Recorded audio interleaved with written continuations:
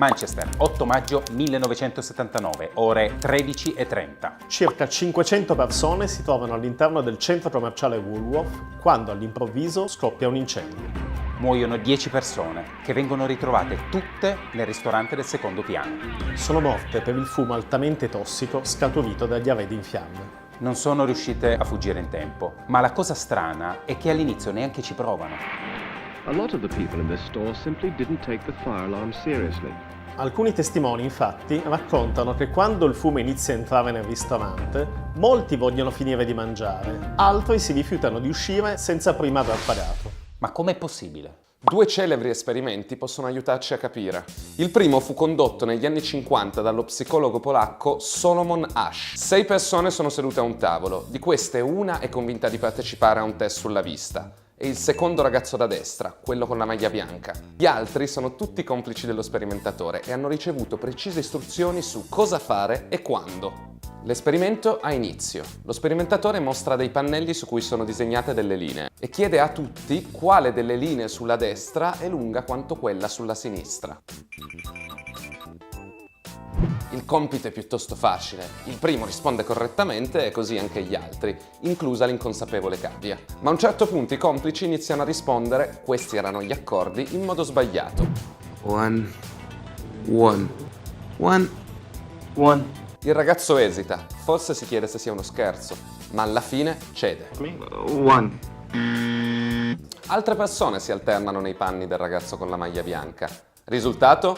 Il 75% di loro si uniforma alla risposta del gruppo almeno una volta, negando l'evidenza dei propri occhi. Dà cioè una risposta sbagliata a una domanda che, fosse solo, di sicuro non sbaglierebbe.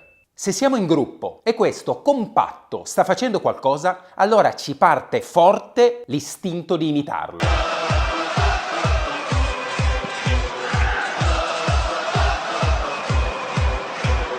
Ricordate il motivetto che ha accompagnato le vittorie della nazionale italiana di calcio nei mondiali in Germania nel 2006? Qualcuno saprà che si tratta di Seven Nation Army, una canzone dei White Stripes. Ma perché per le strade tutti cantavano lo stesso motivetto? Eravamo entusiasti. Chi se ne frega perché tutti lo cantano? A molti non sarà neanche venuto il dubbio. Cantare col gruppo era la cosa più bella e naturale che ci fosse.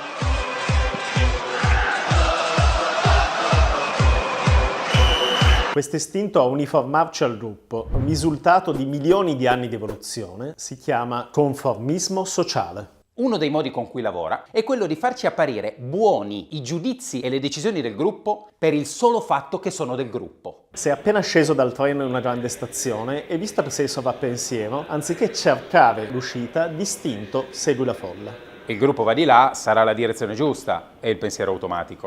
Per lo stesso motivo, d'istinto guardiamo più volentieri video di YouTube con milioni di visualizzazioni. Il gruppo lo ha guardato in massa, vuol dire che merita. Per questo, nell'esperimento di Asch, alcune persone si fidano d'istinto più del giudizio del gruppo che dei loro occhi. Il gruppo ha detto quello, mi starò sbagliando io. In realtà, molte persone sanno che gli altri stanno dando una risposta sbagliata, ma confermano lo stesso la risposta del gruppo per un motivo diverso. Non farlo li farebbe sentire a disagio. L'istinto di uniformarci al gruppo lavora su piani diversi per produrre lo stesso forte risultato. Che in una situazione di emergenza può diventare un problema. Nel 1964 una ragazza, Kitty Genovese, venne assalita e accoltellata fuori dal suo appartamento a New York. Secondo il New York Times, nessuno dei testimoni dell'assassinio soccorse la donna né chiamò la polizia. Interrogati sul perché non avessero mosso un dito, molti testimoni confessarono che non volevano essere coinvolti. Se fossero stati gli unici presenti, forse però avrebbero fatto qualcosa. Forse proprio perché erano in tanti, si sentirono autorizzati a non intervenire. Due ricercatori americani, Latané e Darley, rimasero molto colpiti da questo episodio. E iniziarono così a indagare che effetto ha il gruppo sul nostro comportamento in una situazione di emergenza come un incendio. Lei è Mary, una studentessa che è stata convocata per compilare un questionario e da sotto quella porta tra poco uscirà del fumo, come se dietro ci fosse un incendio. In realtà è tutto finto, ma lei non lo sa. Appena sente l'allarme e vede il fumo, va a controllare e poi lascia la stanza abbandonando la sua borsa sulla sedia. Ovvio no? Lo avremmo fatto tutti al suo posto. Cosa accade però se nella stanza ci sono degli attori che hanno ricevuto istruzione di non muoversi alla vista del fumo? Lei è Lauren ed è l'unica a non sapere nulla di quello che sta per accadere. Vede che gli altri stanno fermi e rimane al suo posto. Resta nella stanza 20 minuti, preoccupata ma immobile. In un incendio vero sarebbe morta per le esalazioni del fumo. La Tanè e Darlie riportano i seguenti risultati. Su 100 persone lasciate sole nella stanza, 25 sono ancora dentro 6 minuti dopo che il fumo è iniziato ad uscire. Mentre su 100 persone lasciate nella stanza con attori istruiti a stare fermi, 90 sono ancora là dentro 6 minuti dopo.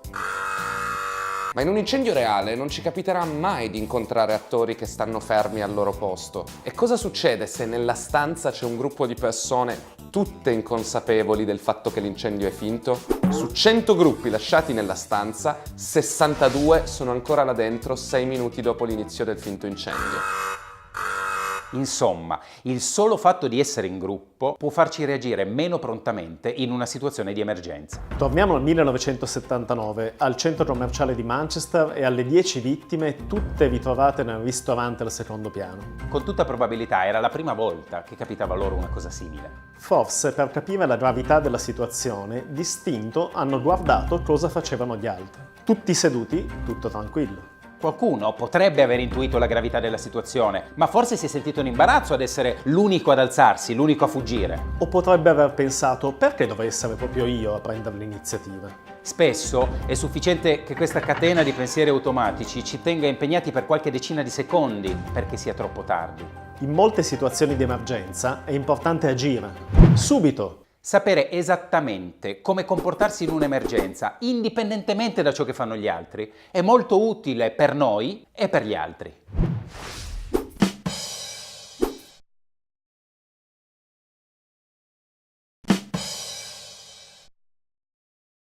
Però, vista l'importanza di sapere cosa fare in un'emergenza, proprio due consigli pratici sugli incendi ve li vogliamo dare. Primo, cerchiamo di evitare che l'incendio scoppi. In casa, ad esempio, è buona norma non abusare di multiple ciabatte. Secondo, attrezziamoci per spegnerlo l'eventuale incendio. Con l'estintore, se lo sappiamo usare. Non possiamo certo imparare a usarlo al primo incendio. Grazie per aver acquistato il nostro prodotto. Oppure possiamo usare questa. È una coperta ignifuga. Oltre a spegnere le fiamme, serve a contenere il liquido ustionante se ad andare a fuoco, ad esempio, è qualcosa in cucina. Costa poco. Ed è facile da usare.